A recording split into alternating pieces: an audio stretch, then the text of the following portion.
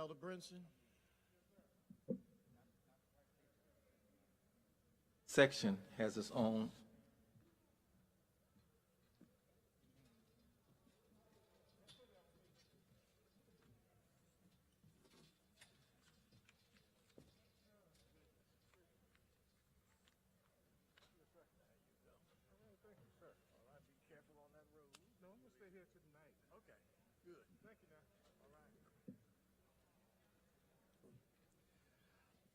Brothers and sisters, please, everybody come on in. You will notice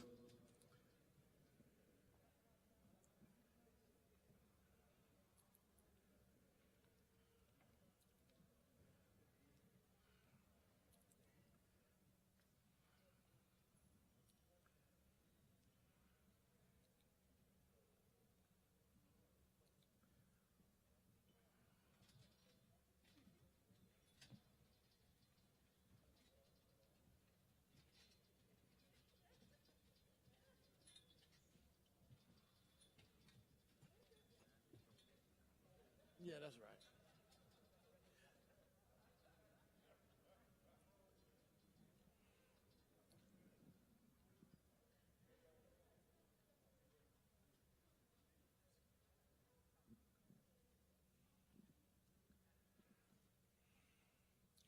Officers, brothers, while the others are coming in, let us begin to move forward. Now, brothers and sisters, as you are aware, over the last several weeks, last 2 weeks, a number of our historically black colleges and universities have faced bomb threats, including here at Fort Valley State University. In conversations with law enforcement, Homeland Security, they have intimated to me a concern that black churches, Jewish synagogues, Muslim temples are priorities for folk with this demented mindset. It has bothered me because I don't want us to take for granted that we are secure. In fact, more than a year ago, we did heighten security at our churches, and we talked about doors being locked and a whole bunch of other things. And I think because of the pandemic really caused us to lose sight of how important the issue of security is. Law enforcement has impressed upon me over the last week that it really needs to be a heightened security. Then I had a conversation last week with Dr. Watley, the pastor at St. Philip Church, and he was telling me some of the steps they're putting in place at St. Philip. And I said, you know, it's very timely. And I asked him if he would say a word, and he's got some of his officers from St. Philip. Let me say this, all of our churches, I cannot impress upon you enough, all of our churches need to take the issue of security high, very highly. Because, brothers and sisters, the mindset in this country is very troublesome. I cannot put in words sufficient enough how troublesome it is. So I'm going to ask Dr. Watley to present his officers, and they're going to give us a brief presentation. I want to thank them. They're on a tight time schedule, so I don't want to hold them up. I'll ask Dr. Watley to present them, and we'll go from there. Dr. Watley, I think it's a microphone. Oh, yes, sir. Good afternoon, everyone. I'm at a point, after 58 years of preaching, I started preaching when I was 2, that I didn't think I would ever be, and that is the issue of houses of God in our community being attacked in ways that any of us ever imagined. And so Bishop Jackson is eminently correct. Size does not matter. Back in 1997, the National Council of Churches instituted a Burn Churches project in which 38 black churches throughout the southern region, including Georgia, had been set on fire. None of them were large churches. In this instance, size doesn't matter. And I think that we have a responsibility as best we can to protect the flock.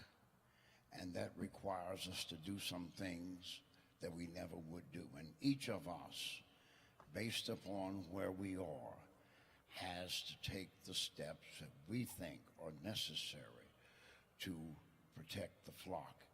At St. Philip, we have about 178,000 square feet that we need to protect. And so we are exploring possibility and implementing the possibility of metal detectors and logs.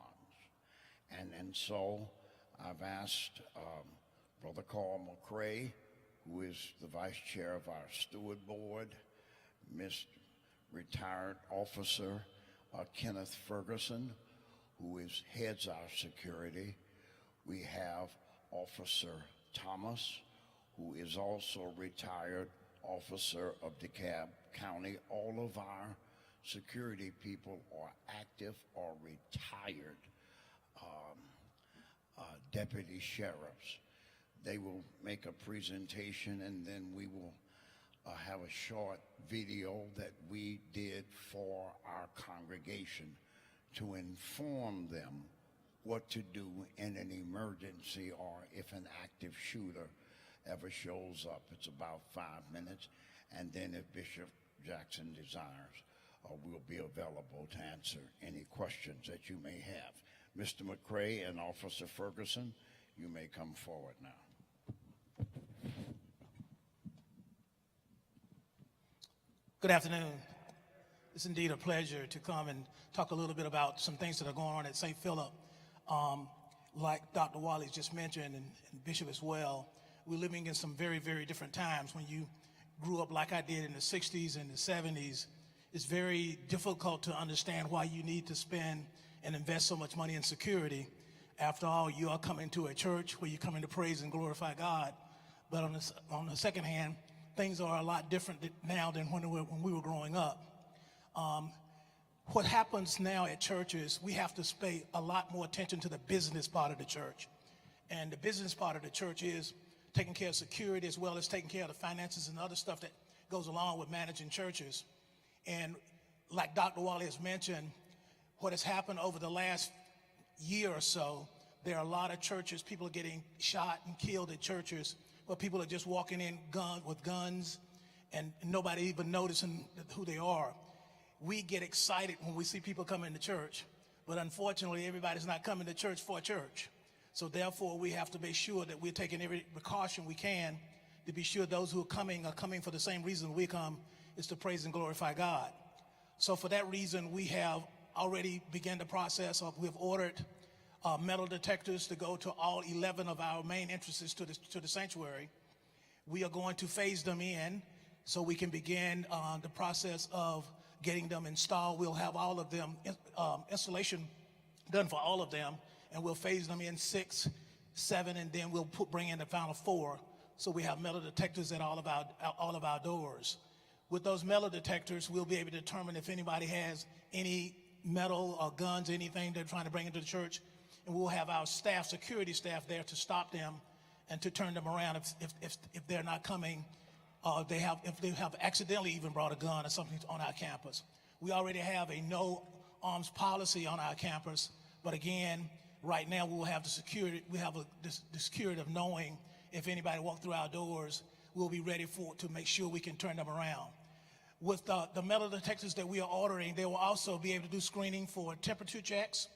But with COVID and stuff, they'll do the temperature checks, all of that at the same time, so they can just walk right through the door and we can pick up everything at one time with one screening.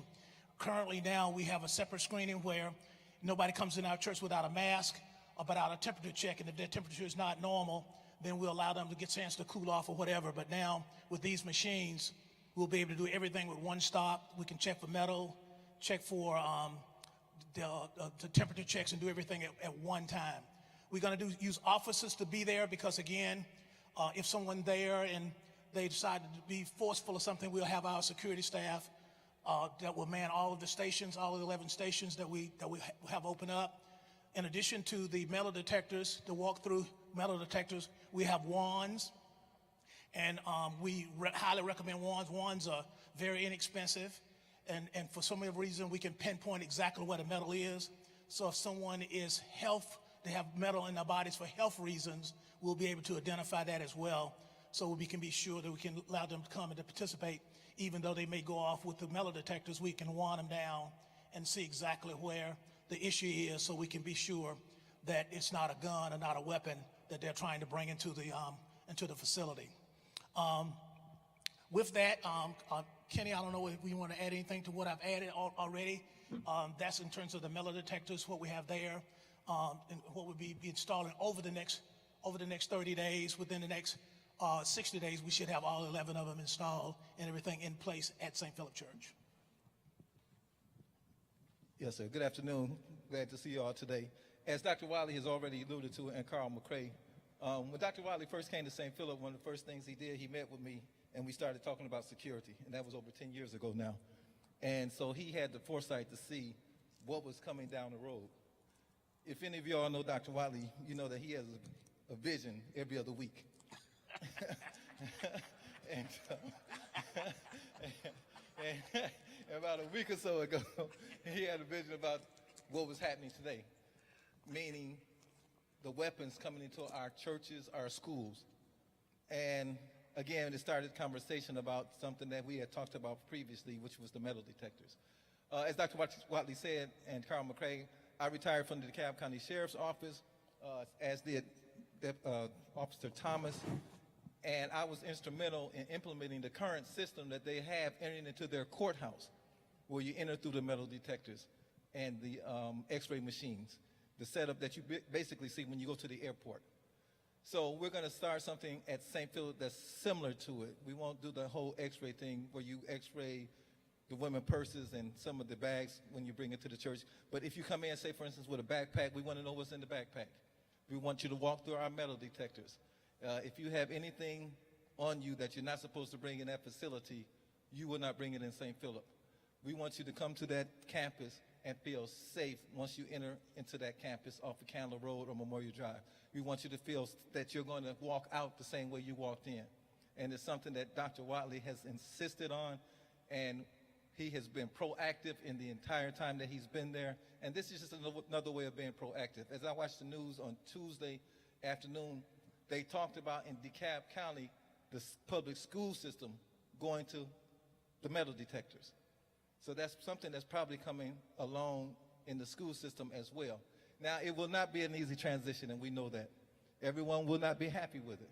But you will feel safe when you come to St. Philip knowing that you're walking through a metal detector, so there shouldn't be any guns on that campus, and that you're walking past armed security, and not just armed security, but retired police officers, certified police officers, armed police officers, once you enter into that campus and once you leave. We're there to protect you, and we know that it's a building that belongs to God. It's a campus that belongs to God. But again, as Dr. Wiley reminds us all the time, the devil is working even harder than God. And so it's our job to ensure that you go home the way that you came. Thank you. Thomas? Thank you. Let me just say this, that I happen to believe, because everything that we do has to be put in a biblical and theological frame of reference, that the church is under attack because the church is the last bastion of righteousness that the enemy has not corrupted. That when you read the book of Revelation was written because Christians refused to say that Caesar is Lord. And the churches came under attack. But the Roman Empire is gone. Church still lives. And so we don't do this out of fear. We do this as an understanding. It's a part of our warfare. And I also remind everyone when we read the book of Nehemiah, when it talks about how Nehemiah built the wall. The first chapter of Nehemiah is a chapter full of prayer. But when he begins to build the wall, if you read it carefully, you will see that he built with one hand and held his weapon with the other hand. Okay?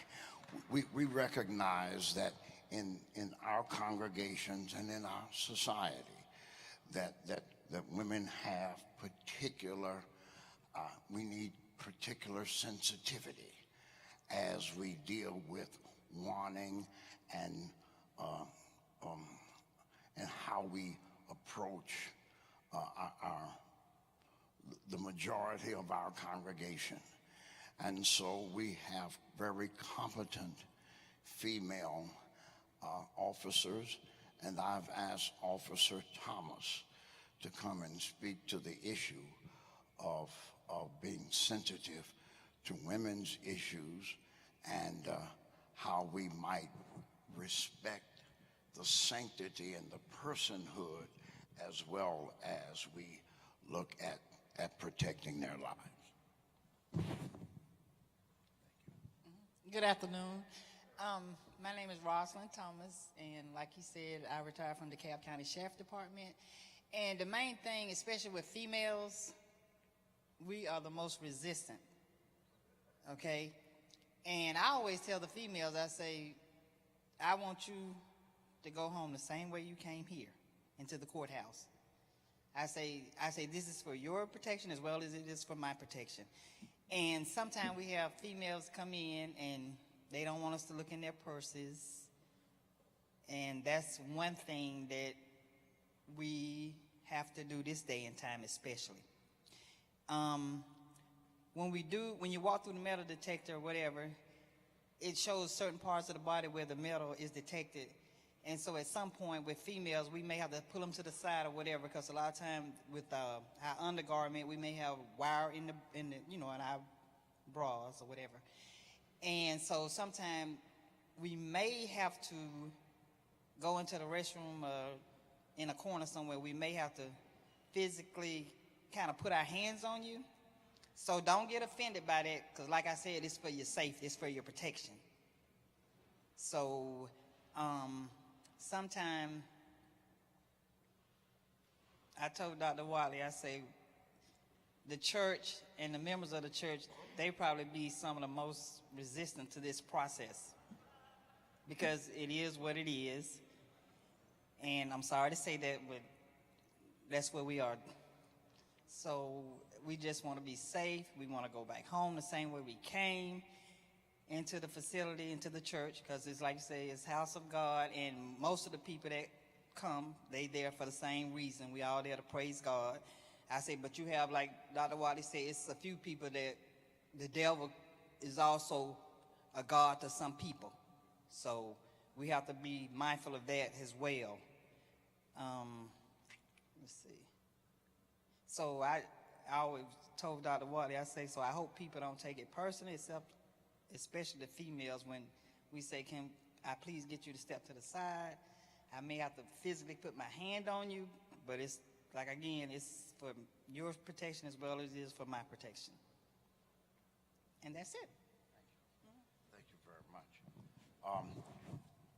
First of all, I might say that we'll answer questions, but this is not as expensive as it may sound.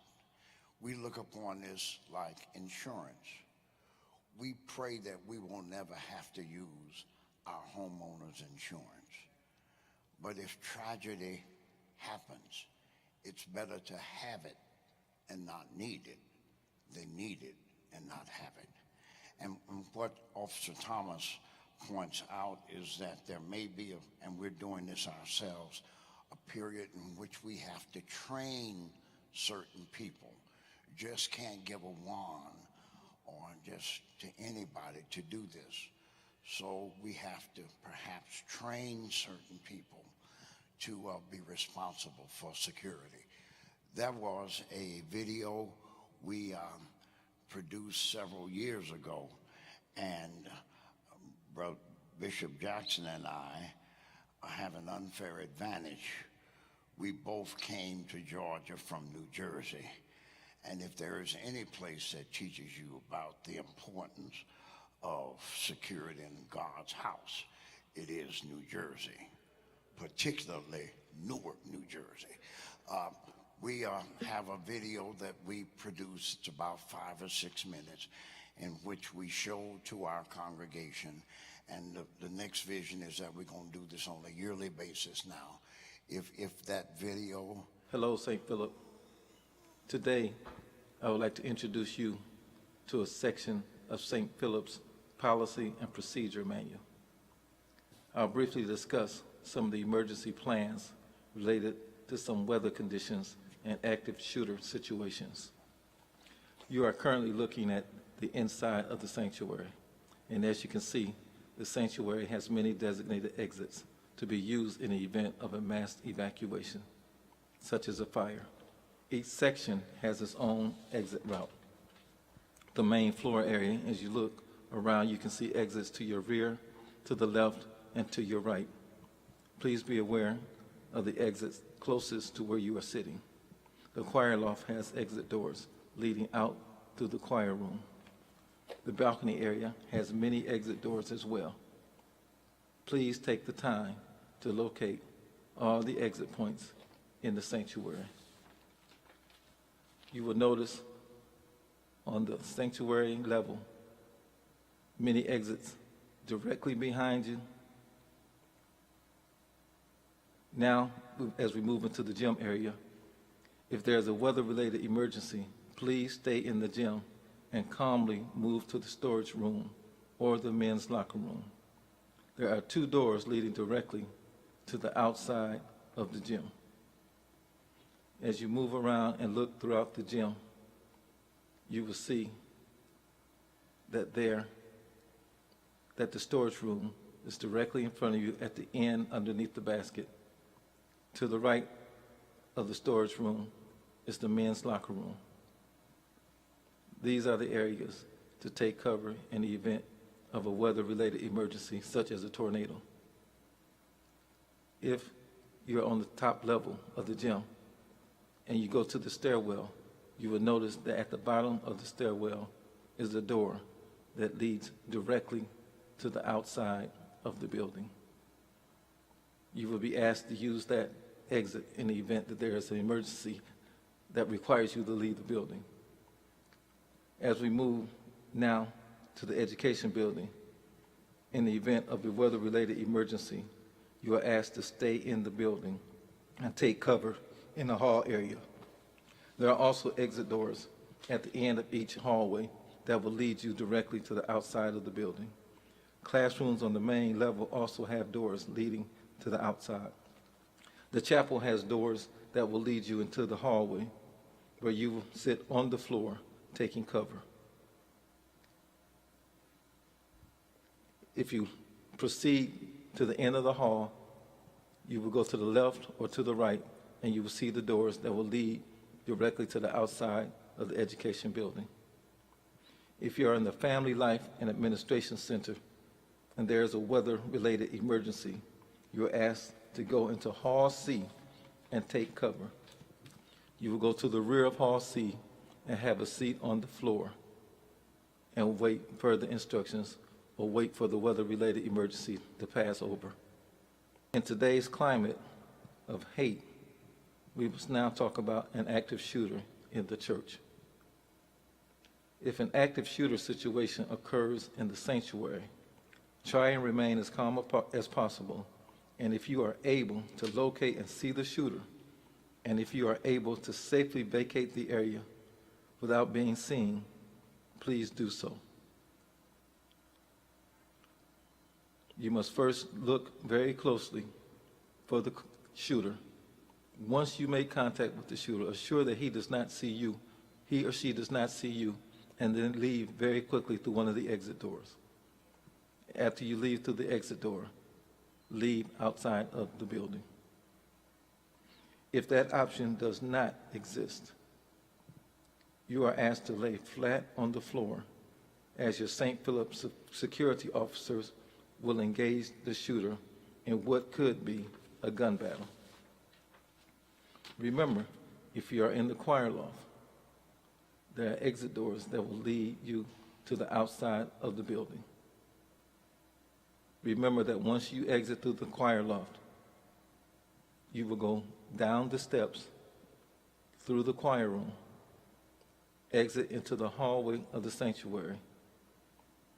At that time, you will go through the nearest door, which leads through the outside of the building. Once outside of the building, you are asked to dial 911 and go to the nearest parking lot.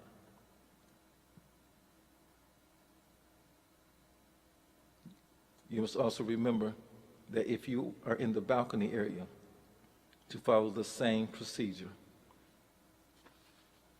If you are able to locate the shooter and you see the shooter and you are able to safely leave the area without being seen, leave the area by way of the stairwell, which leads to a door that will take you directly outside of the building. You will be able to go down the steps, and at the bottom of the steps in each stairwell in the sanctuary, you will see a door that will lead to the outside of the building. Once outside of the building, you are asked to dial 911 and then quickly move to one of the parking lots and await further instructions. We have many events in the fellowship hall. If an active shooter situation is in the fellowship hall, you are asked to follow the same procedure. If you are able to safely leave without being detected, do so. If not, you're asked to lay on the floor as St. Philip's security engages the shooters. Once outside, you are asked to dial 911 and go to the nearest parking lot.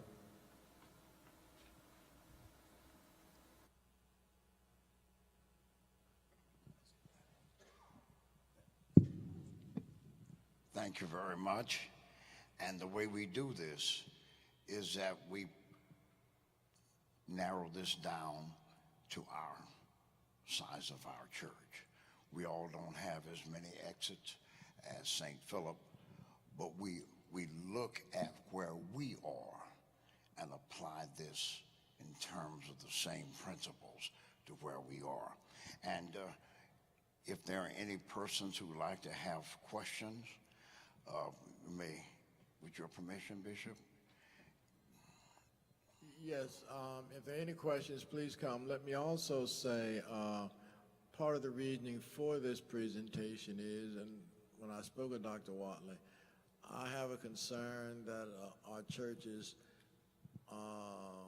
at least need to try to come being able to get the wands. And they would need training, they would need to be trained for them, but the wands are inexpensive, and I'm even going to try to find some way possibly to get a grant or something so that our churches can have them. But I don't want us to take, in this environment, our church security for granted.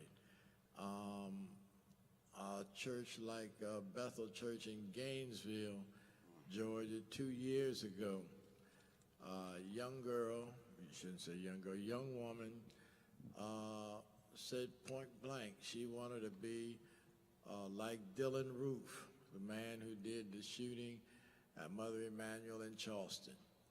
And what she did, she had observed Bethel Gainesville for several weeks and noticed that on Wednesday nights they had something at the church.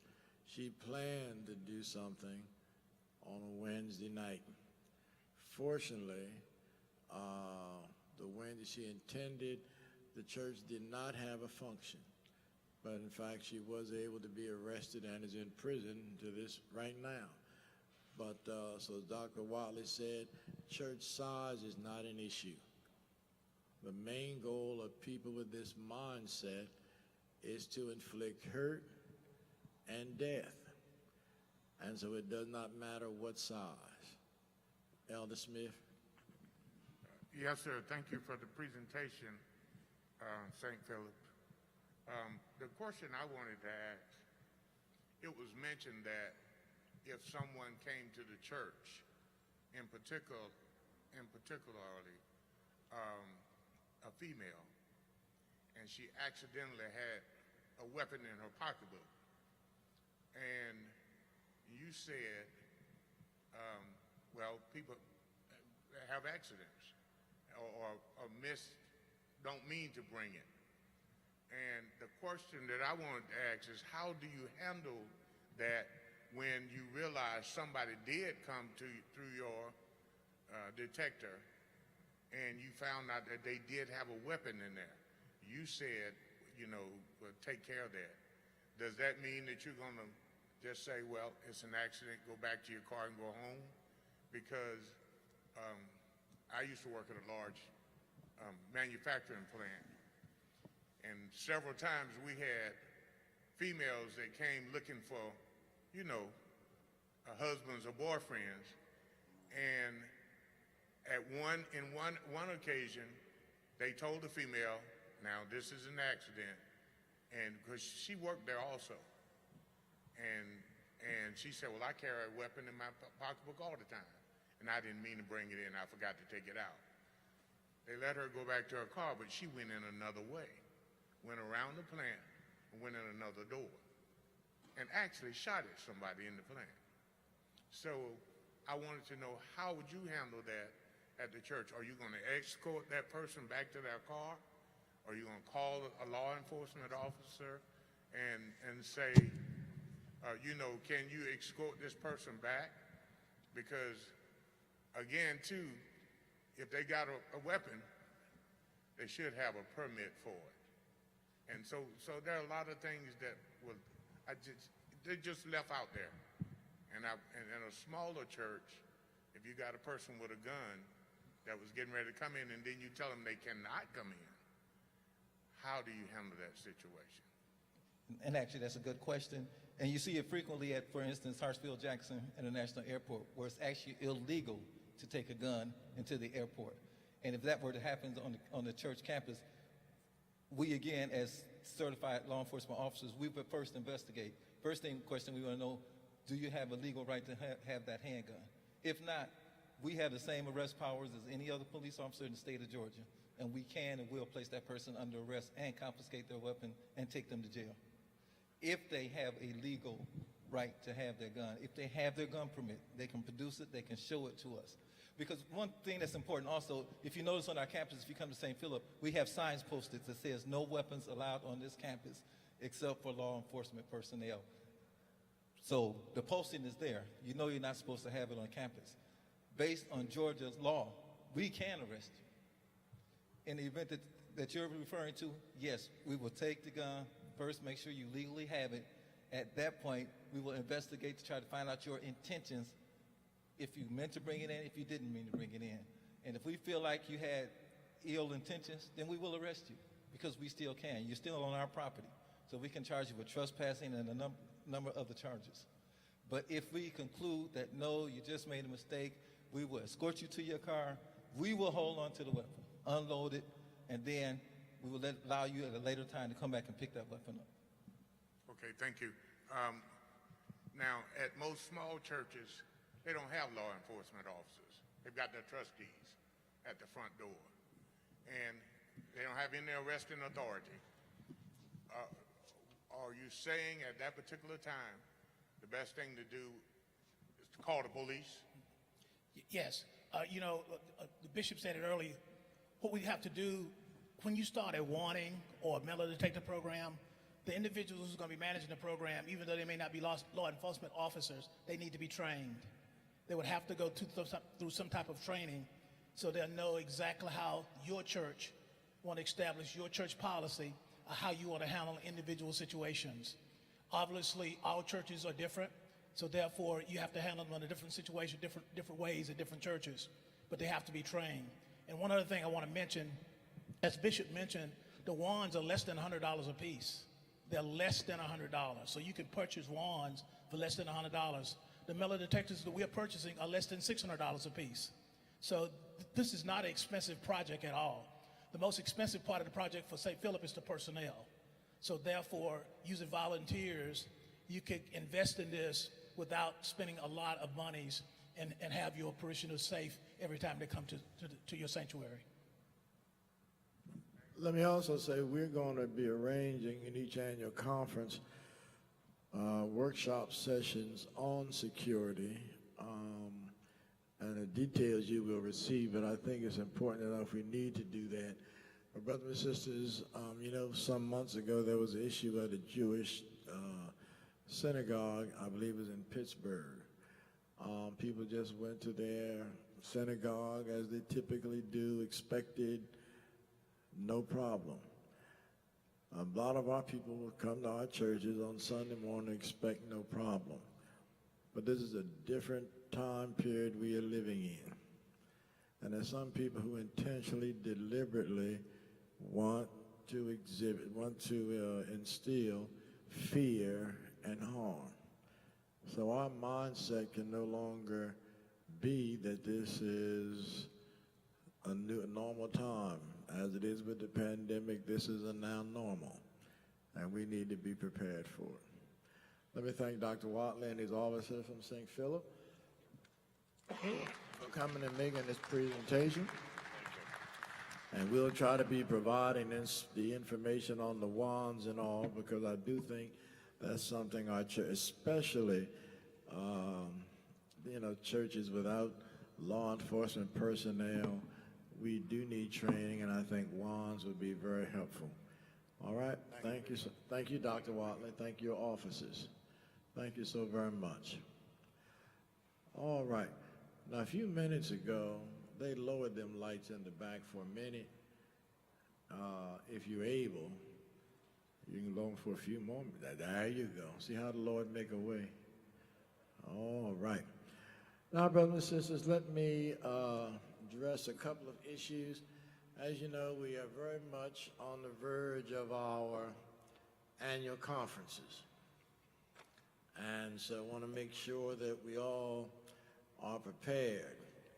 And we're going to also be careful with security for our annual conference.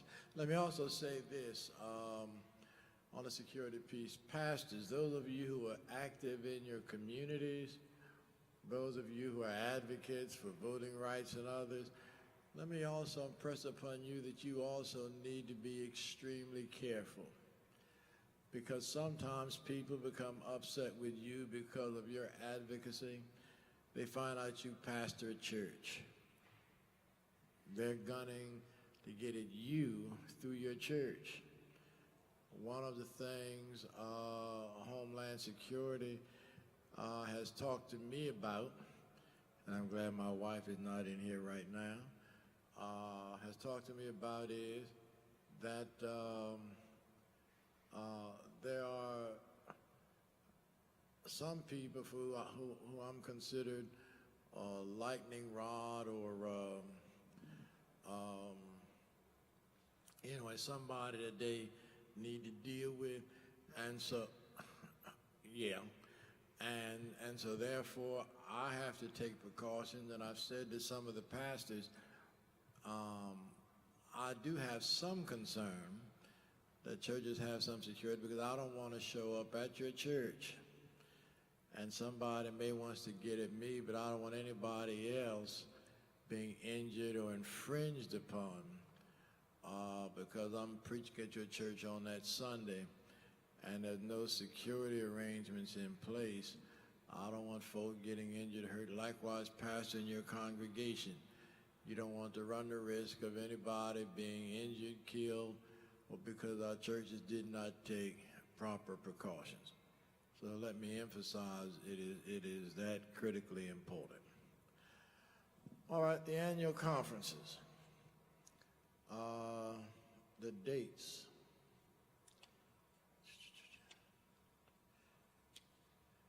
If I am correct, Elder Brinson, you have the dates for the South Conference? All right. If I'm correct, the South Conference is March the 8th and 9th. Is that correct?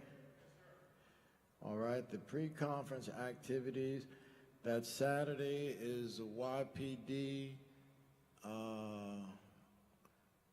and that that Saturday afternoon is the lay day. Is that correct? All right. And then Monday. Lama, you wanna go through that, Dr. Elder Brinson?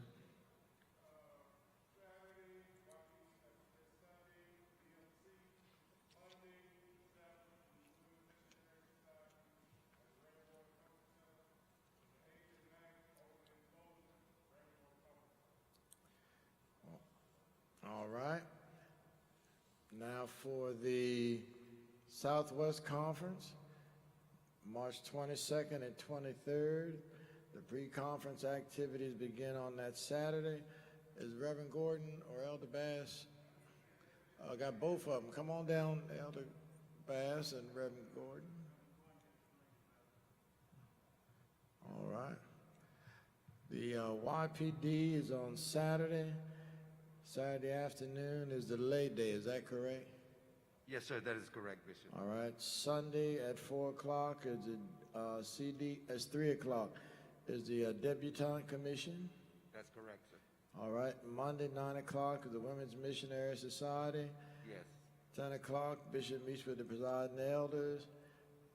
2 o'clock, the Board of Examiners. 6 o'clock, Sons of Allen worship service. And Tuesday is the opening worship service. Business session. Women in Ministry is Tuesday night. Wednesday is the business session, 11 o'clock, ordination, afternoon business session, and the closing service that night. Is that correct? Yes, sir, Bishop, that is correct. If I may also ask that we would be so kind to entertain all of the component services at St. Paul. There was some interest in perhaps having one of the services outside of the host church and outside of the city of Columbus. So we hope that all of the component services, except for those that will fall on Tuesday and Wednesday, would be at St. Paul, sir.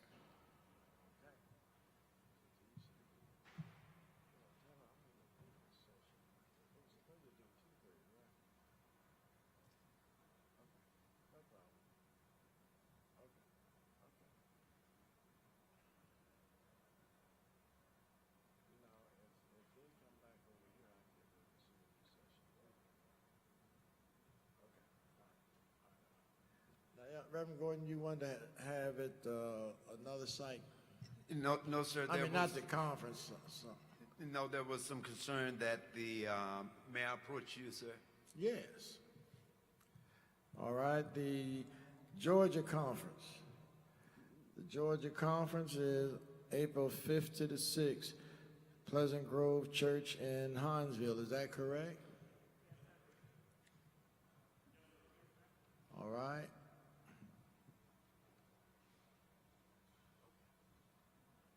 All right.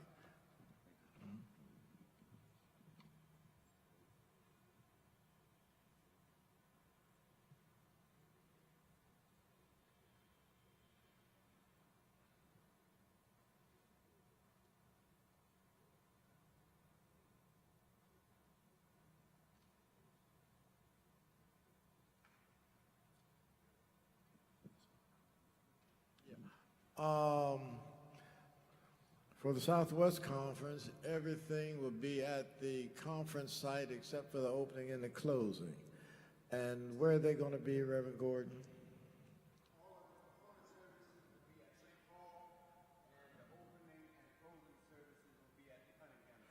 All right, the opening and closing will be at the Cunningham Center. Everything else will be at St. Paul. All right. All right.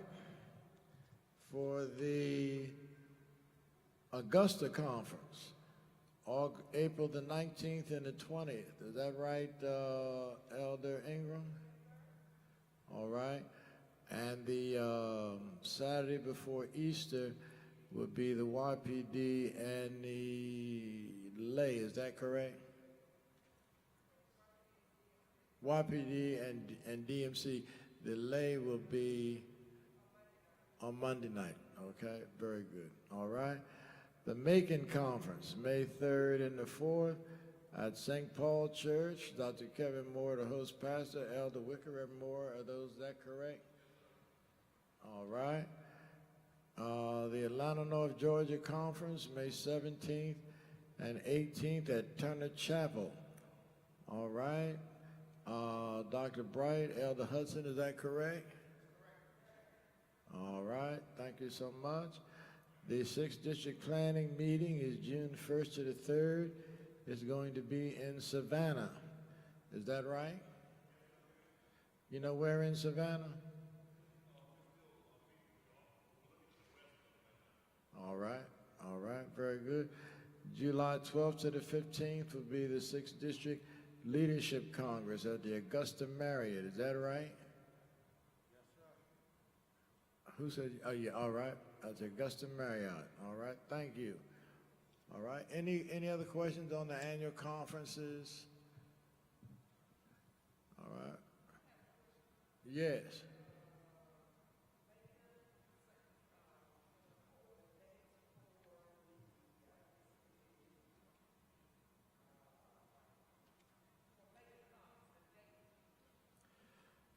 Macon Conference.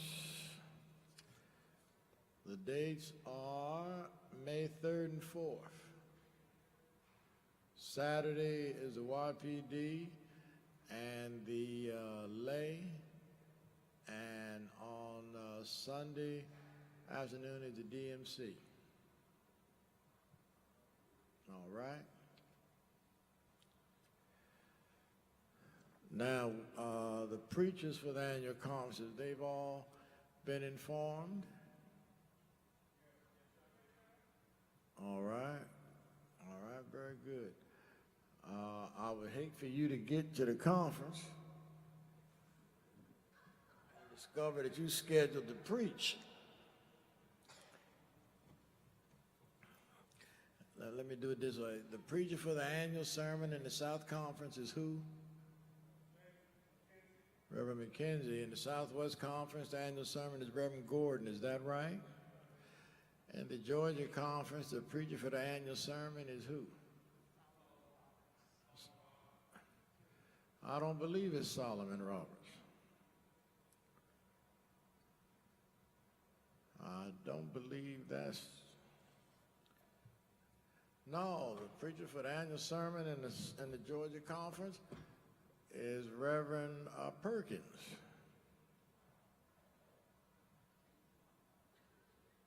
All right, the preacher for the annual sermon in the Augusta Conference is Reverend Stephen Smith. Is that right? All right, in the Macon Conference, it's Reverend Dr. Johnny Cook. And keep him in prayer. He had death in his family. That's why he's not here. And in the Atlanta North Georgia Conference, the annual sermon is Reverend Will Thomas. All right, is all that correct? All right, very good. The theme for this year's annual conference series is Follow Me. All right, that's the theme for the annual conference, Follow Me. And that doesn't mean me, that means Jesus. All right? All right, any question on anything relative to the annual conference? Yes.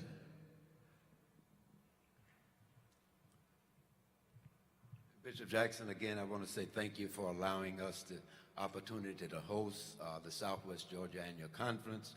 And I also want to say thank you to my presiding elder for calling my name to be the preacher for the annual conference, as well as presiding elder Jacqueline Smith. And we certainly pray that our colleagues in ministry will pray for us as we stand at the holy desk. Thank you, sir. All right, thank you so much. All right, any other questions relative to the annual conference? All right.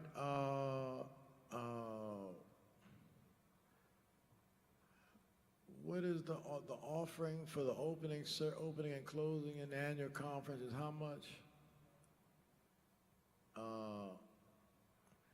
Elders, how much? It's in the booklet. What do we say? $20, and the missionary is $10. Is that correct? All right. All right, now, my brothers and sisters, let me say a word and give an update as it relates to the matter of the Department of Retirement Services.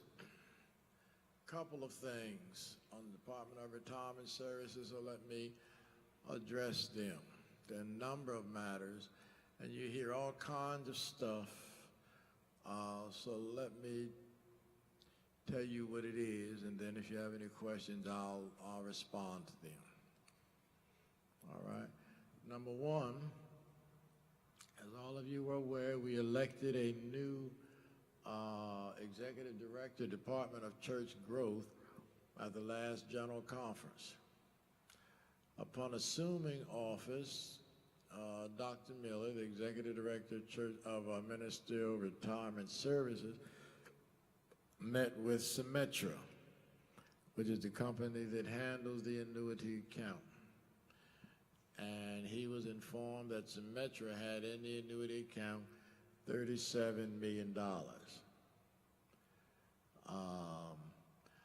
And so Dr. Miller then inquired of him, okay, and where's the other money? To which he was informed there is no other money.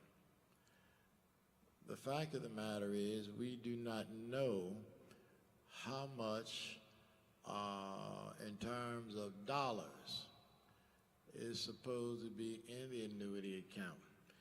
What we do know is what the appraised value should be in the annuity account.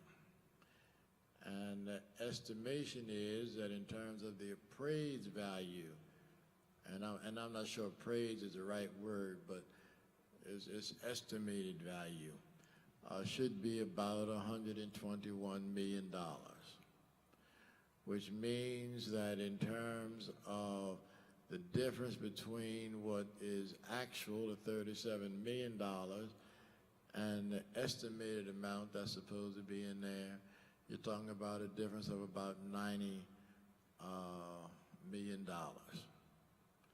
That poses a major problem because persons who are to retire would not receive what they are legitimately supposed to have in their retirement account. Let me say, first of all, we do not know what happened with the money. There's all kind of rumors, all kind of speculation. We do not know as a fact what happened with the money. We do know that investment was made with a firm that called Waterworks out of Texas. In fact, it's Waterworks.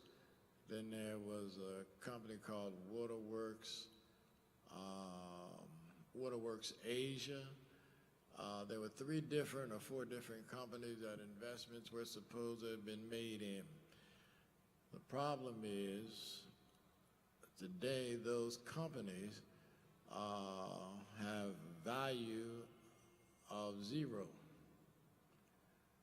For example, water skills or motor skills, whatever it is, their appraised value as of June 21st, 2021 was 0.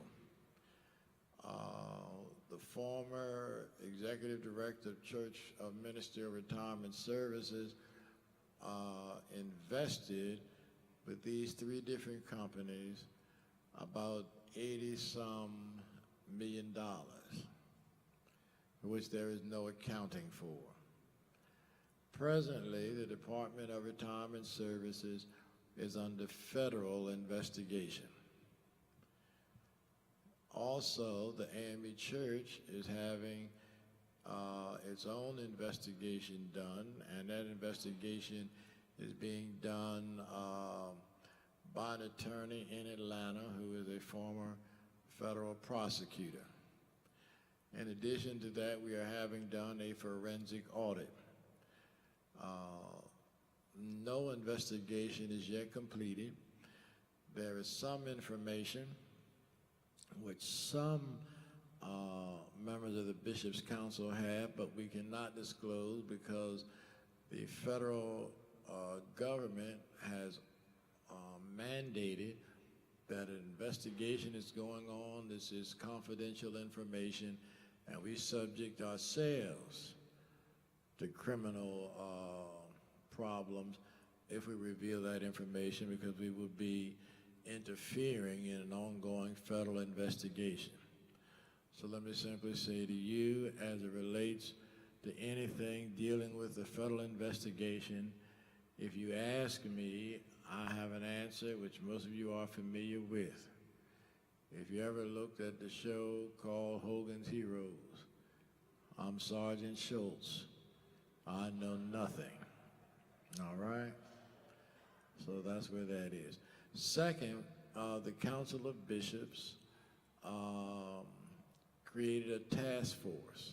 The purpose of this task force was to come up with recommendations, one, on restructuring of the Department of Retirement Services, two, to deal with recovery, trying to recover some of the funds to try to put back into the new department so that people, especially those who are retiring within the next 3 or 4 years, will be able to get what they are legitimately supposed to have. They appointed this task force. It was made up of about 4 bishops, made up of about 7 or 8 ministers, and 3 or 4 lay persons.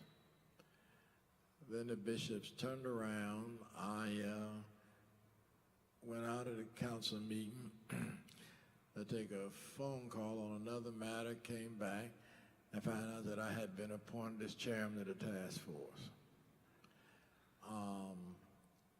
So the task force did meet the recommendations that the task force made, and the recommendations came from the task force to the Council of Bishops for their approval, then from the Council of Bishops to the Commission on Retirement Services, because they're the ones who had to approve it. They approved the recommendation, then the recommendations went to the General Board for their approval. To give you some of those recommendations as it relates to the operations of the Department of Retirement Services, several things. Number one, prior to this change taking place, Symetra, which handled the money, and let me say this up front, I do not know why this was set up the way it was set up, but it's the way it was set up.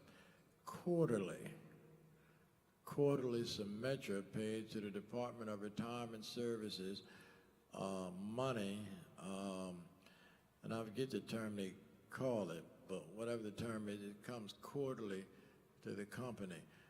And so 4 times a year, the Department of Retirement Services got a check from Symetra up to $250,000 4 times a year, or $1 million a year.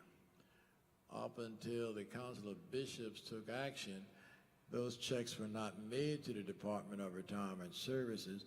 They were made payable to the executive director of that department. So we did make the recommendation to go into effect immediately, that any checks from Symetra will be made directly to the Department of Retirement Services. The second change we made is that twice a year, the Department of Retirement Services will make a report to the Commission and to the General Board on how much had been received for the annuity department, how many participants there were, the amount of any investments, and whether or not those investments either gained money or lost money. That should not only be a part of the auditor's report, but that it should also be a public report so that any participant in the annuity program would have knowledge of it. Now, as it relates to how to recover some of this money, and let me say to you what I said to the presiding elders. And I said to the presiding elders, I'm saying it again to you, my first priority, I can't speak for any of the other 19 bishops. Take it back, for any of the other 20 bishops. I can only speak for this one. my first priority is that I want to ensure that any itinerant in Georgia who is scheduled to retire is in a position to get every brown penny that they are supposed to get on the basis of the annuity. That's my first priority. And so with the task force, that was my first priority as chair of the task force. So we made several recommendations in terms of trying to gain monies to put into the annuity account. This is what we recommend. We recommended, number one, that the Board of Incorporators of the A.M.E. Church would make available either for sale or to secure a loan on all connectional A.M.E. properties. A.M.E. connectional properties, for example, the finance department has an office in Washington, D.C. The finance department of the A.M.E. Church, the WMS office, SED, the Second Episcopal District, all of them have offices in that building. The appraisal is that that building is worth up to $25 million. So that's the first one. The second is the building in Memphis, Tennessee, where the Department of Retirement Services office is now. Recommendation is that that building be sold. I'm not sure what the appraised value of the building is, but it's estimated to be about $2 million. And they sell that building, they can move Department of Retirement Services to Nashville, Tennessee, where all of the other offices of the church are. We've just built a brand new building, and that building is supposed to be dedicated in May. So sell that building and move the Department of Retirement Services to Nashville. In addition to that, the second recommendation is that we have in some of the Episcopal districts facilities that used to be schools or other entities like hospitals and that kind of thing that are no longer open.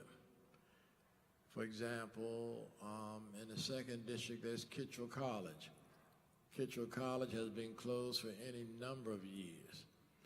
So we would get the permission of the second district to sell or use the property as collateral for a loan to go to the annuity department. And we have several of those in the 8th district. There's Bonner Campbell College. And we have a number of them around the country. It's expected that from the sale of those, you could probably get close to another $10 million. Then for the connectional budget, our recommendation is that the General Conference last July approved the budget for the church. We recommend that 25% of the budget would be used to go into the annuity department. What that would mean is, for example, the WMS, the lay organization, colleges and universities.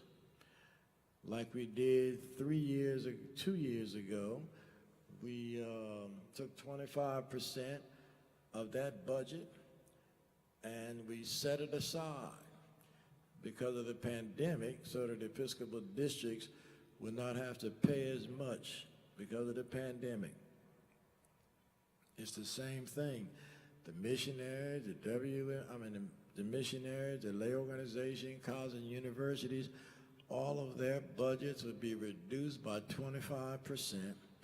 That 25% would go into the annuity department. That would not affect the bishops in districts 14 to 20, that's Africa and the West Indies, because they already receive their value in terms of U.S. dollars is already less. So they would not be impacted. So that's the third recommendation. bottom line, we presented recommendations that would generate between 45 to possibly $50 million to go to Department of Retirement Services to go towards annuities. The Commission on Statistics and Finance is meeting on Monday to work that out and to come back with something for the General Board and the Council of Bishops to approve. If they do approve it, and let me say this, I'm not sure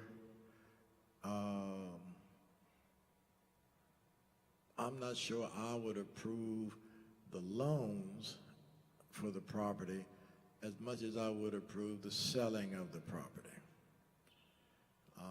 I think the finance department, rather than the office being in Washington, it would be in Nashville, in the new office building we just built. Means you would not have a loan to repay, and whatever we secure can go into the annuity department. So we will know in the next couple of weeks what has been approved. I ask you to be in prayer that the church, the leadership of the church, will approve these recommendations so we can put money into the annuity account. If we're able to put $45 to $50 million into that account with the $37 million that's already in the Symmetra account, we should be in a position for the people who are retiring within the next 5 to 7 years to get whatever it is they're supposed to get and be made whole. Be made whole. Part of the problem today is that if somebody was retiring today, about the maximum they can be assured to receive is about 30% of what they put into this annuity.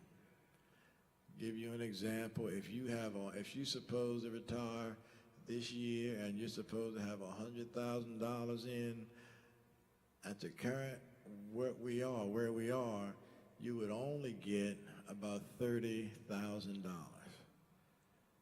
That is absolutely, totally unacceptable. So that's where we are. Now, third thing, let me say as it relates the payment of annuities. The council had a meeting on Wednesday, and I made it very clear there were some bishops who raised the issue that positive law, the discipline requires that pastors who do not pay their annuities ought to be referred to the Ministerial Efficiency Committee. To the council's credit, we had a long discussion, and I made it very clear, because it'd be up to each bishop to decide, but my position was then, it's my position now. I am not going to refer one single solitary minister to the Ministerial Efficiency Committee if they do not pay their annuity. However, this is what I am requiring. I've said this to the elders, so let me say it now to the preachers and to the laity who are here. This is what I am requiring. Whatever checks you have given to your presiding elders for your annuity that you gave at the mid-year meeting last October, all of those checks are going to be returned. All of those checks are going to be returned. What I am requiring is that every minister would pay $134. That $134 goes to cover your insurance.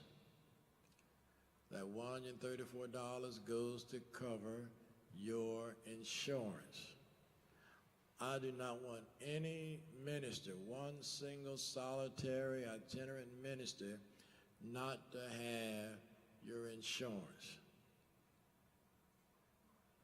So every church, the churches are the ones who are supposed to pay for the annuity and the insurance. So I'm saying that every church, you must pay $134 for your insurance. Now, as it relates to the annuity, well, let me back up and say this. On insurance, I spoke with Dr. Miller yesterday. You can make your check for the insurance. I'm going to ask you to make it payable to the Department of Retirement Services. You can make it to either Retirement Services or the 6th District. I'm sending out a letter. I'm going to ask you to make it payable to the Department of Retirement Services. On the check, at the bottom, you will put the last 4 numbers of your Social Security number. The last 4 numbers of your Social Security number. And the minister will get a copy. The 6th District office will have a copy. The Department of Retirement Services will have a copy. There will be 4 copies so that we're sure that everybody has the same information and everybody is covered. All right, any question on that? Yes, yes. Thank you, sir. In reference to pastors that do have the annuity program, is the entire system down that pastors are unable to view what their status might be? And my second question is... Let me come to that now. Well, hold that for a minute. Let me finish this. So that's the insurance. As it relates to the annuity part, by law, every church is supposed to pay the annuity for your pastor. I do not want any church, I do not want a single solitary church to use this mess with the annuity department as an excuse not to pay your pastor's annuity.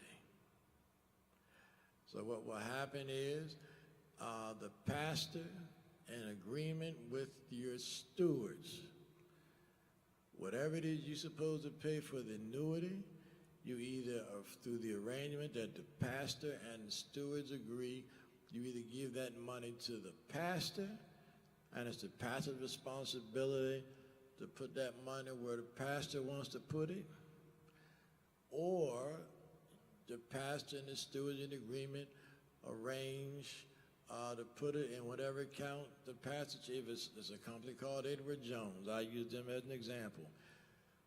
If it's $900, you put that $900 into the account with Edward Jones, with the pastor's name, the last 4 Social Security, whatever it is. But every church still must pay that pastor's annuity. The pastor and the board of stewards come to agreement on how they want to do. If the pastor wants the money given to him, that's up to the pastor. If he wants it to go into some company that they've agreed on, that's up to them. But I do not want any church not to pay the pastor's annuity. Okay, now as it relates to update on what you have, last weekend there was a big furor. I won't use the word furor, that's the Nazi term. There was a big uproar because some people went to newportgroup.com to check to see how much they had in their accounts. I got a ton of calls. And one of them even said to me, well, Bishop, call and see how much you got. Because like the pastors, my money's in that account. And so I went to that account. I've been in this annuity program 46 years. 46 years. Let me say that again. 46 years. When I I put that thing in to see how much I have in that account, it only showed I had $30-some thousand. That's all. So sure as I'm black and sitting in this chair, they gonna get that right. Thank you, Bishop. And I have that same position as it relates to any pastor in the 6th district, whatever it is you're supposed to have. The church has a responsibility because you trusted the church to make you whole. Now that's where I am. Yes, sir. Two questions. First, normally we send the retirement and the insurance checks out as money orders, and they're made out to the retirement services account. If they get returned to us and they're money orders, I'm trying to understand how we handle getting those funds back. And then The presiding elder will send them back to you. You gave them to the elder. The elders will send it back to you. You will either void it. If it was a bank check, you take it back to the bank. The money is put back in the account. Then what you would do, you would make a check payable for $134, which will be made either to the Department of Retirement Services or for the 6th District. That would be only for your insurance. Whatever you decide to do with your part for the annuity, that's between you and the Board of Stewards. the checks are money orders, not church checks. Where you got the money order is you take that back. To the money order place? Correct. Okay. Now, is there a time limit on, there's 6 months on that or something? Seems like Well, after 90 days, 90 days. it can't, so therefore, if you still have the receipt is important. If you have the receipt, you take that back, you put the money back where it came from. Any other questions? All right, now let me address 2 other matters.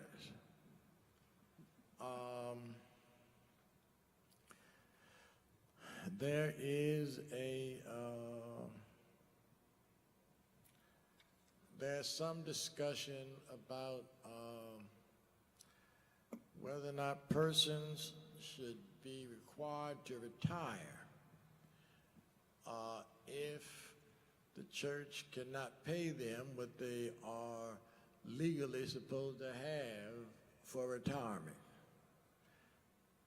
And I suspect that matter may end up,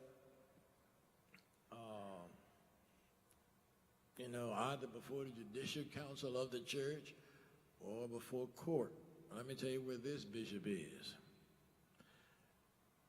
This bishop's position is, just as I said, I'm going to do all that I possibly humanly can to see that you are receiving what you are legally, fairly supposed to receive. Then we're going to comply with the law as it relates to retirement. Now, if it gets to a point, and again, see, the problem with federal investigations is you never know how long they're going to last. But again, I'm not going to interfere with the retirement law. I'm not going to interfere with that. When it comes to me, I'm supposed to retire in 2028. Reginald Thomas Jackson's going to retire in 2028. All right? So that's where I am. So I'm not even going to bring the retirement issue into this. Whoever's scheduled to retire, according to the law, will be going to retire. All right? Any question on that? Any question on that? Now, people want to know what happened with the money, who got the money. The answer is, I don't know.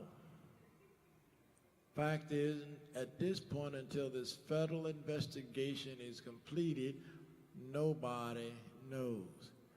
The only thing I can tell you is that the federal agencies which are conducting this investigation, I can't even tell you which federal investigation it is. All I can tell you it is a federal investigation. The reason I cannot, well, two reasons I can't tell you. One is because I'm bound to be in compliance with the federal authorities, not to tell what I know about that. And again, I don't look good in black and white. That's number one. Number two is there's more than one federal agency involved. All I can tell you is that we have been informed that the Department of Retirement Services is subject to have been part of criminal activity. That's all we've been told. So the fact of the matter is, I can tell you it is criminal. So I can tell you that. It is criminal. Now, who? I can't tell you. All right? Now, are there any questions relative to the Department of Retirement Services before I move on? Anything else relative to that? Any questions from the ministers? I've told you up front on this, I'm going to be completely honest with you.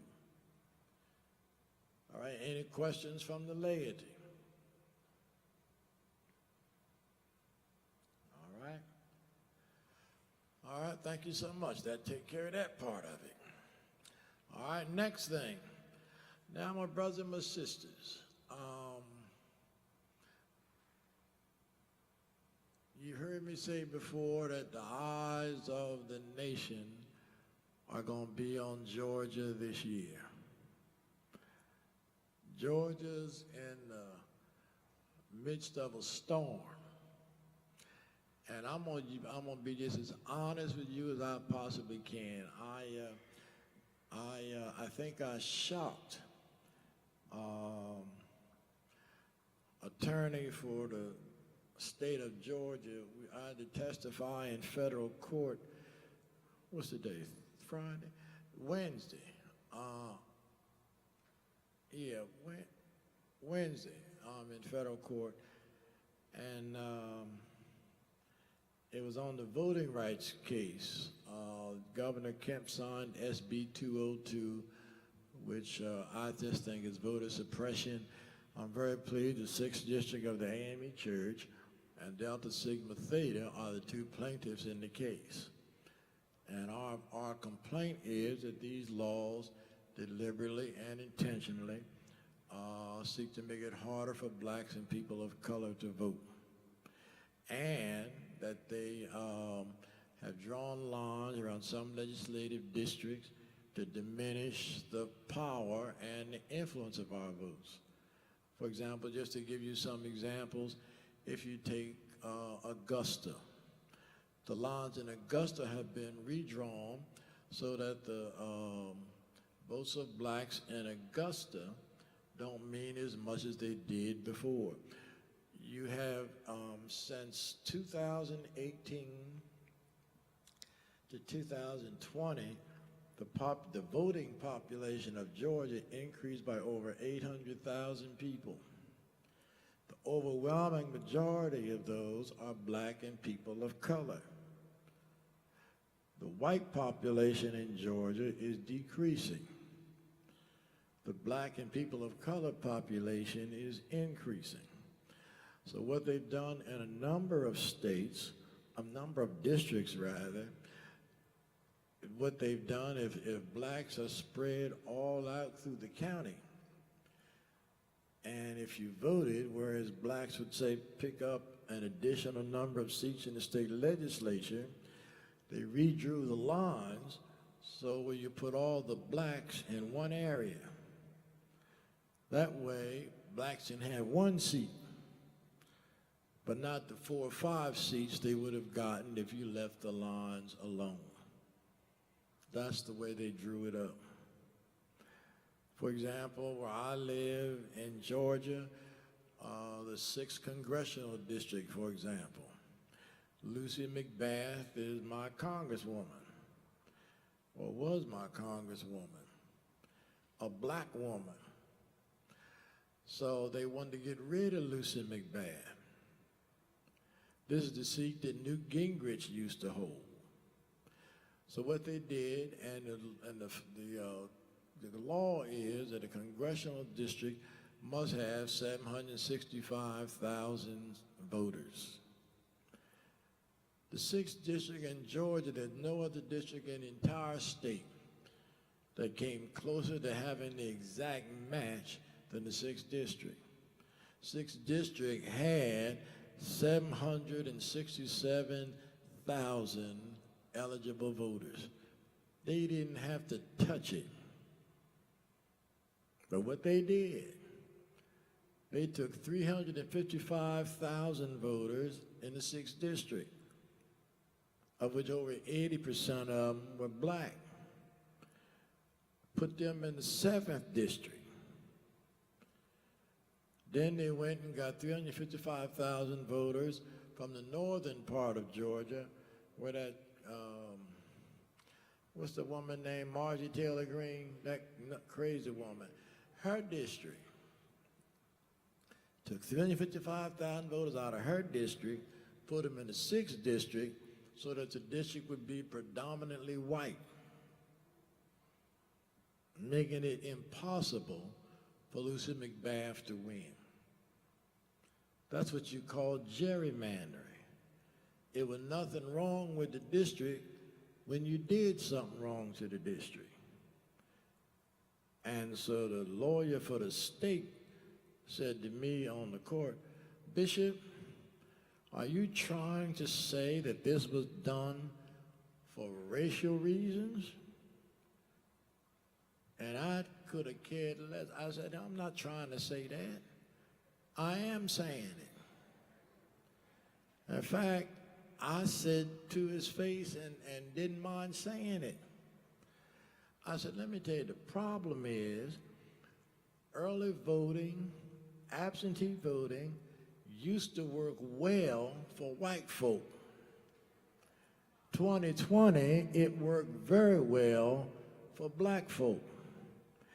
And so you all have passed this legislation to punish black people because we turned out to vote. And that's all it's about. And he didn't like it. I could have cared less. It's a good thing I was in the courtroom and didn't want to be held in contempt. And I'm saying to black folk, we just need to be honest with people. The only reason they're doing this is because we turned out to vote. When the system worked well for them, it was fine. When it worked well for us, it's a problem. And so I want to say to those of us here in Georgia, the eyes of the nation are on Georgia. The future of this nation, believe it or not, is in the hands of Georgia. And I'm hoping that we will turn out to vote. You're going to be getting over the next couple of weeks what we did last time, Operation Voter Turnout. It's designed to help us get our people out to vote. And again, let me say this, I believe black people are very intelligent folk. And so let me tell you what I hope you don't become gullible to. Republicans are opposed to anything that's going to benefit us. And by being opposed to it and passing nothing, they want us to become discouraged. Discouraged so we won't turn out to vote. Discouraged so we'll stay home. We will complain. We turned out in 2020 and they made all these promises to us and they haven't kept none of them. Well, the reason they haven't kept none of them is because you voted against all of them. Explain to me how in 2006 George Bush was president of the United States. They passed the Voting Rights Act, or they renewed the Voting Rights Act, and the vote in the United States Senate was 98-0. Not a single Republican voted against it. A Republican president had a ceremony at the White House in the East, in the Rose Garden, to sign him. And so now in 2022, you can't get one single solitary Republican to vote for it? How do you explain that other than racism? So that's where we are. And I'm telling you, I'm hoping you will put on your seatbelt. This is going to be a rough ride. Trying to get a black woman on the Supreme Court. And you got this idiot in Louisiana, Senator Johnson, who actually came out and said, well, if they're going to put up a black woman, I hope they get somebody who knows the difference between the United States Constitution and a J. Crew catalog. Publicly. Now that's where we are in this country today. So I'm hoping that you will help us on this effort. I'm telling you now, if black folk don't turn out to vote, this democracy is done. And the reason they're going to put so much on Georgia, Georgia is one of those rare states in the nation. Blacks all over the other parts of the country can be distressed, discouraged, not turn out to vote. The problem is they expect blacks in Georgia to be hard-headed and stubborn and turn out to vote anyhow. Because number one, they expect blacks to turn out in huge numbers for Stacey Abrams, and expect blacks to turn out in huge numbers for Raphael Warnock. And so they've got to find some other ways to stop us from voting. So 6th District, I just ask you to help, because the fact of the matter is there's no stronger faith group, black faith group in the state of Georgia than the 6th District. And I want you to know I am extremely proud of you for the support that you've given. That's what Jesus meant when he talked about your kingdom come, your will be done on earth. This is not about Democrats and Republicans. This is about what's right. This is about what's just. All this mess about critical race theory. My brother, my sister, this critical race theory mess is sheer poppycock. Listen to what they say. We don't want them teaching stuff that's going to make kids feel guilty because of what their parents did. So don't teach it. Understand what they're really saying. We don't want our white kids to feel bad because of what their ancestors did supporting slavery. We don't care how black kids feel whose ancestors were the slaves. Now that's what it amounts to. We don't care how your kids feel. We just don't want white kids to feel bad. We don't want you to say nothing negative about the United States. It's not just critical race theory. There are laws on the books in Georgia now to be voted on by the legislature, which is going to cause a whole lot of books to be taken off of public library shelves because they teach about slavery.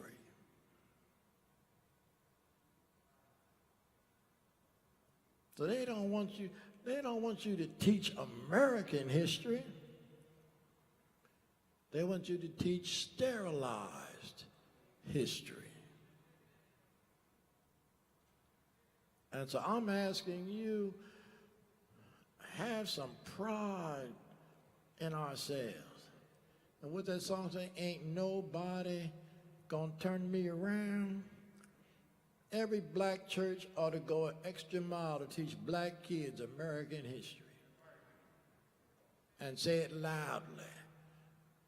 America was given birth by its original sin of slavery. That's history. America told a lie in its founding doctrine. We hold these truths to be self-evident that all men. They didn't include us in all men. They said we were 3/5 of a human. So I just want to know, 6th District, I'm hoping you will help us. Because if black folk don't turn out to vote, this democracy is done. No telling what other paper Donald Trump had flushed down the toilet at the White House. So that's where we are. You have been so wonderfully supportive. I can't thank you enough. I can't thank you enough. And just hope you're ready to help us in another go-round. And understand this, understand they're going to talk about us. Now, I just want you to be aware of that. They're going to talk about us. But if they ain't talking about you, you ain't doing nothing.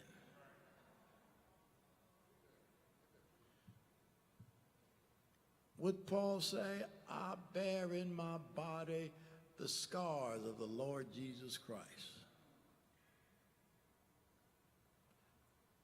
Knocked them to the ground. What does it say? I count it all joy to suffer for Christ my Lord. So that's where we are. That's what we're about. I hope you'll help us in this effort. Any questions before we get ready to close? Any questions? Any questions? Any questions on anything? I can't see through these lights. All right. Thank you so very much. Now, is there any questions on anything else before we... Yes, Elder Hale.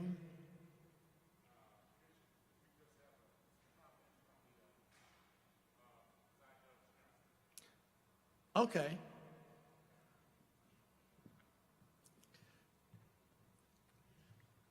If we can have all the presiding elders to stand, please. Amen. Bishop, we just want to say as a presiding elder council, we are very, very thankful for the leadership that you have given and that you continue to give for this Founders Day celebration that we have been experiencing. We want to thank you for the plenary sessions and those who facilitated the plenary session that you brought here to us to better educate and empower us. We just want to thank you for the experience that we are having, not just as the council, but as the 6th Episcopal District. And we just want to applaud you for your great leadership, sir. Thank you so much, elders. Thank you. And again, nobody does anything by themselves. So let me thank the presiding elders for the support that you've given. Let me thank all of the pastors. Let me thank all of the laity. And again, I am deeply indebted to you, and I am aware that sometime what we're trying to do probably gets on your last nerve and drives you crazy. And, you know, my daughter, you know, she would call me and say, Daddy, says you in the wrong profession. Says, what are you going to be? Are you going to be on television or what? Why can't I turn on the television without seeing you on that? And I told her, turn to the cartoon channel. But Pastor Ephraim. Thank you, Bishop Jackson. Will all the pastors of the state of Georgia please stand? Bishop, we rise to say thank you for your leadership, your expertise, your kindness, and your honesty. We thank you for your transparency and how you have led the wonderful state of Georgia. And so on behalf of all of the pastors and the lay people of the Empire State of Georgia, we say to you, we'll do our very best not to mess up Sunday morning. Thank you, Bishop. Thank you so much, Pastor Ephraim. Thank you. Yes, sir, Reverend Barber.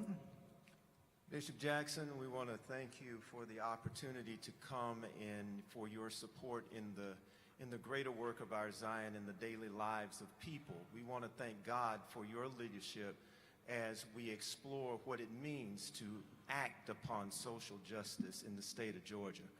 I also want to take this opportunity to ask Bishop Jackson if you are ready to receive, to hear from one of the candidates for Lieutenant Governor. If you want to do that today, at this moment, or? The person's here? Yes, sir, he's here. He is here. Oh. All right. Since you came all the way down here to be with us, I think that says a lot. Come on, Brother Bailey. Thank you so much for being with us. I want you to know flesh and blood did not reveal that unto you. Thank you so much.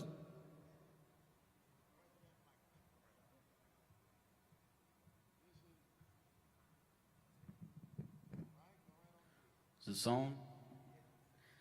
Well, I'm not trying to stand in between anybody and supper, so I won't go on too long, but Bishop, thank you for having me here. Pastors and elders, thank you for welcoming me here. My name is Charlie Bailey, and I'm running for Lieutenant Governor of the great state of Georgia. And let me say, I don't come here assuming anything. I don't come here entitled to anything. I come here to earn your trust and to earn your support and tell you a little bit about what my heart is made of. You see, I'm running for Lieutenant Governor because every day the vast majority of Georgians, they get up and they go to work and they're worried about is my kids safe? How are they doing in school? If I get a hospital bill, do I have insurance to pay it? Do I have money in the account to pay it if I don't have insurance? Do I have enough money maybe to take a vacation a year? Can I leave to my kids a better life with more opportunity than I had? And instead of working on those issues that matter most to Georgians, my two Republican opponents in this race are in a competition over who can be the biggest authoritarian. Bishop, you spoke about it, voting rights. Well, they're competing here. You got one of them, Burt Jones, who is a false elector. He signed that document of the false electors to challenge and overthrow a lawful election in this state. The other one, Butch Miller, wants to, not only is he for SB 202, he wants to outlaw all ballot boxes, pickups, the drop boxes for your absentee ballots. And let's be clear, because we're family here, what are we talking about? We're talking about whose votes matter. And by extension, who matters? Let me tell you what I believe. I believe we all breathe the same air. I believe we all love our families. We all deserve the same level of respect, the same manner of justice, same measure of safety, and the same opportunity. And those values are the values that have driven my career, that drive this campaign.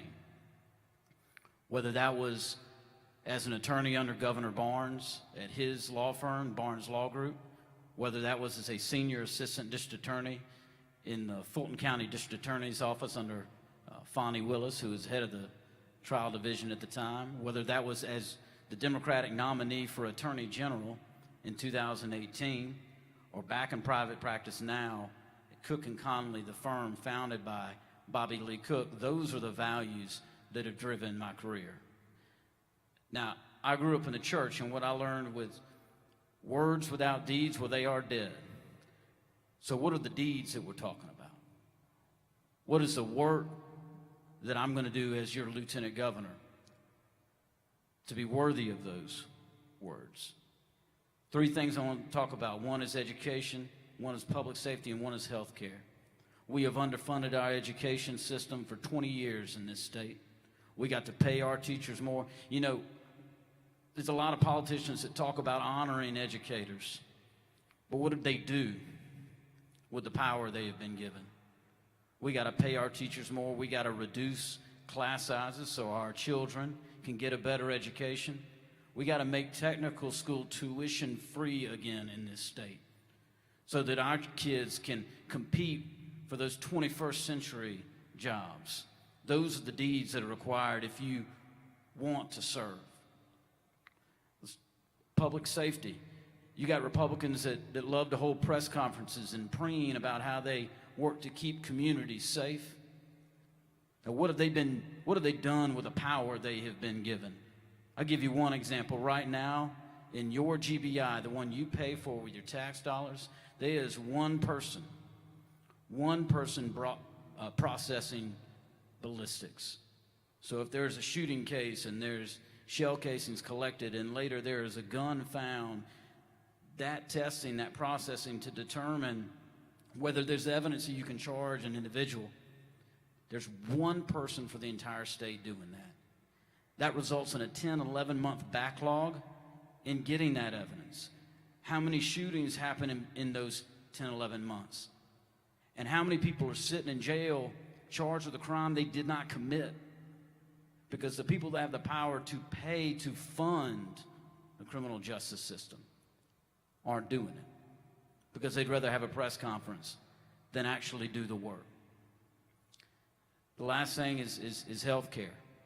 We got 600,000 Georgians that make too much money to qualify for Medicaid, but they don't make enough to pay for health insurance.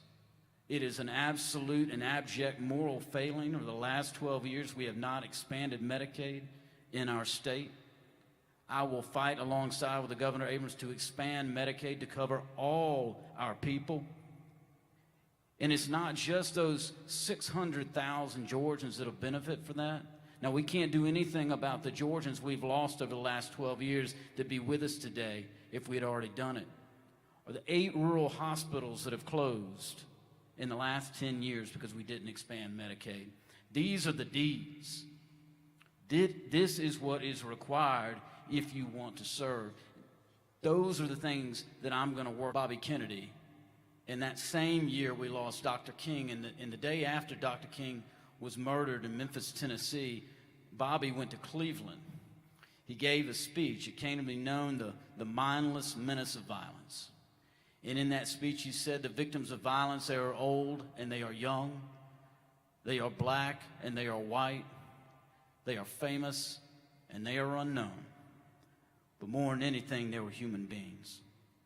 They're human beings that other human beings loved and they needed. Yet we seemingly tolerate a rising level of violence, one that ignores our common humanity and claims the civilization alike. We learn at the last to look at our brother as alien. Men with whom we share a city but not a community. Men bound to us in common dwelling but not in common effort. We learn to share only a common fear. Only a common desire to retreat from one another. Only a common impulse to meet disagreement with force. Now, it is a shame that 54 years later I can stand here in Fort Valley, I can say those words, and they ring just as true. But they don't have to. Now, what did Dr. King teach us? He taught us that violence, yes, it comes in the form of criminal violence. It comes in the form of white supremacy. It comes in the form of the savage inequalities that wreck our communities when it comes to education and health care. But what did he also teach us? That we are not the spectators at a play called life. We are the actors in the play. We get to make a difference. And we know that because y'all and Georgians throughout this state and Americans around this country stood together just 2 years ago, stood up for an egalitarian society and a government that is for the people and not powerful interests, and won a big election. And you can do it again. I ask you, stand with me in this election. Stand with the folks that have endorsed me, like Congresswoman Lucy McBath and Governor Roy Barnes and Congressman Hank Johnson, and I promise you, you will never have to apologize. And you will always know my friend Charlie, he fights for us. Thank you all very much. Thank you so much. Thank you so much. Thank you so much. Go and press your case. Bishop Jackson, would you give us one opportunity? I want to spot, we have a product of Morehouse College that is the campaign manager for this Lieutenant Governor's campaign, and also yours truly as the Faith Outreach Director for this campaign. But I'd like to recognize that young man because he is right over there. Just have him stand. Stand up. Brother Jeremy Harris. All right, give me a thank you, Brother Jeremy. Thank you. All right. Now, brothers and sisters, I'm going to ask our 6th District Finance Chairman, Finance Committee, come and give us the finance report. This is the Reverend Mavis Brown. Our Finance Chair, Dr. John Foster, the Accountant, Elder Larry Hudson, the Treasurer, Reverend Augusta Hall, the Assistant Accountant. All right. And let me acknowledge the presence of presiding Elder Claude Ray James. Y'all give Elder James a hand. So happy to see my friend, and y'all notice the colors he got on? What fraternity you belong to? Oh, you're like a Sigma today. So happy to see you, Elder James. Thank you. His glasses dirty. All right, go ahead, Reverend Mavis. To Bishop Jackson, Supervisor Christy Davis Jackson, Esquire, and to all of you that make up the 6th Episcopal District, here and now is the report for the 6th Episcopal District African Methodist Episcopal Church Founders Day 2021. Income statement for February 11, 2022. The South Conference, Valdosta South, SED $28,000, General Conference $5,102, pre-offering $3,999, opening and closing $10,400, registration $13,000, Morris Brown College $5,000 for a total of $65,501, Donaldsonville West, opening and closing $2,800, registration $7,000 for a total of $9,800, Albany North, SED $28,000, General Conference $5,100, pre-offering $3,600, opening and closing $3,600, registration $11,600, Morris Brown College $5,000 for a total of $56,900, for a total for the Southwest, for the South Conference, SED is $56,000, General Conference $10,202, pre-offering $7,599, opening and closing $16,800, registration $31,600, Morris Brown $10,000 for a total for the South Conference $132,201. For the Southwest Conference, Eastern Conference District, opening and closing $2,200, registration $7,000, Morris Brown $5,000 for a total of $14,200. Central District, opening and closing $3,600, registration $6,750.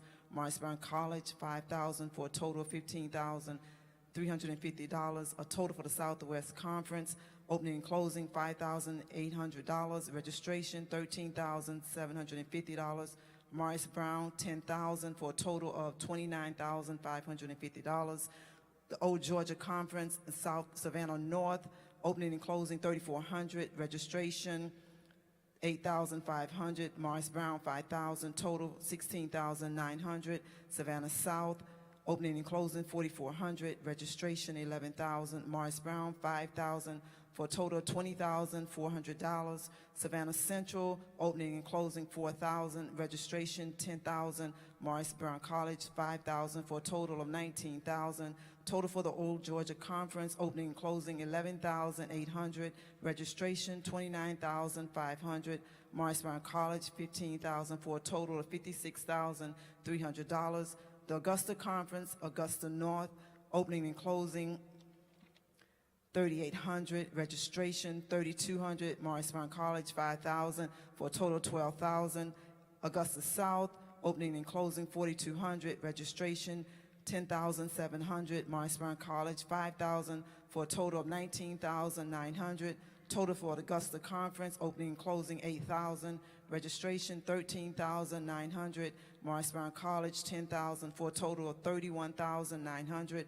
The Macon Conference, Macon South, opening and closing 4,800, registration 12,000. Morris Brown 5,000 for a total of 21,800.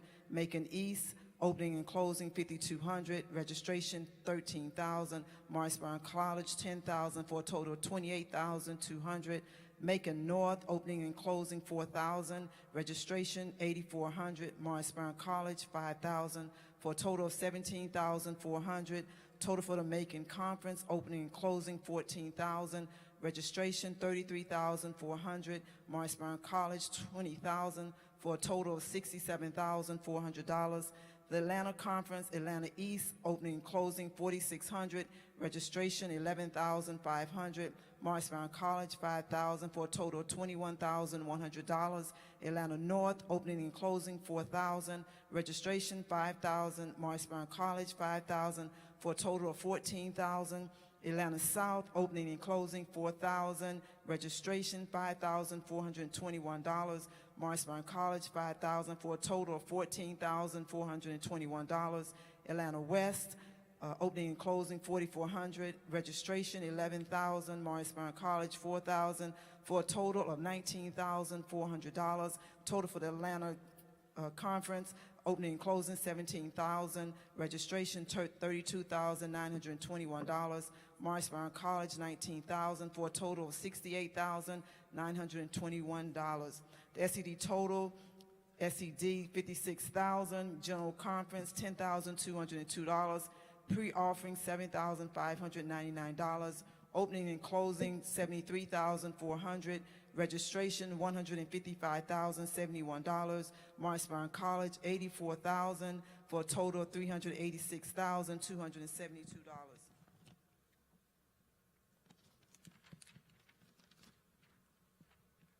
Report for offerings, gift of missions, Thursday evening, $605 for a total of $605. Worship and giving, Thursday evening, $1,384. Friday noonday service, $1,602 for a total of $2,986.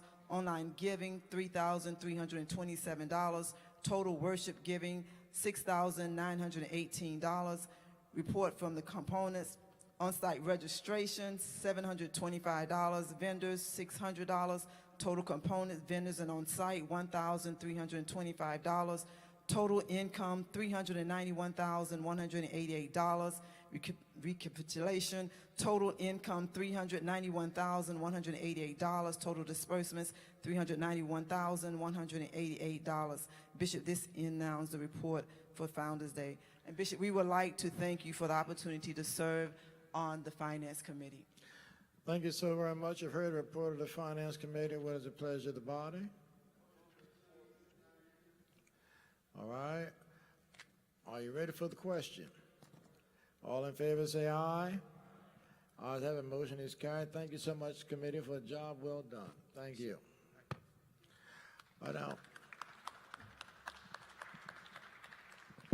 Now, my brothers and my sisters, the following persons come see me up on this stage immediately after this is over. Cynthia McDonald, Sharon Adair Harden, Quentin Maddox, Bernard Sutton. See me up on the stage here immediately after this is over. Dr. Moore, you have announcements?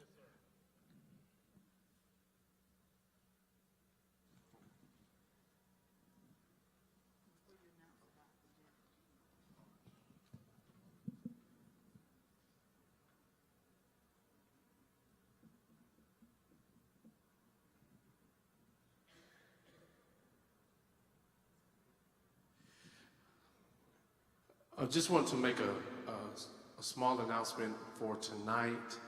Instead of us having the Jam for Jesus here in this building, it will be held at St. Peter. So we will have the Jam for Jesus at St. Peter A.M.E. Church. All right, thank you so much. Now the night service will begin at 6:30. We have a terrific preacher, the Reverend Anton Elwood from New Mount Zion, Tallahassee, Florida, will be the preacher. Look to see all of y'all here in the house.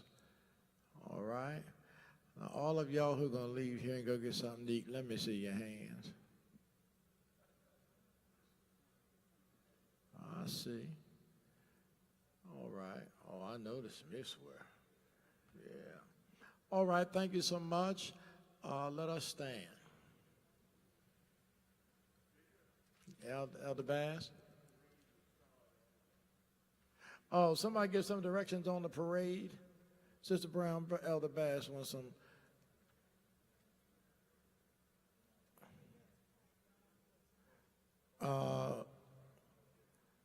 Okay, Elder Bass, they said they're going to give it tonight. All right, thank you. Our Father and God, we thank you now for this time together. We pray that what we have said, what we have done has been pleasing in your sight. Thank you for these your people, these ministers, these lay people, as we seek to promote your kingdom on earth as it is in heaven. Now dismiss us from this place, but never from your presence, with forgiveness of our sins. In your name we ask it all. Amen. See you tonight at 6:30. All the elders are supposed to meet over here to the right, I believe.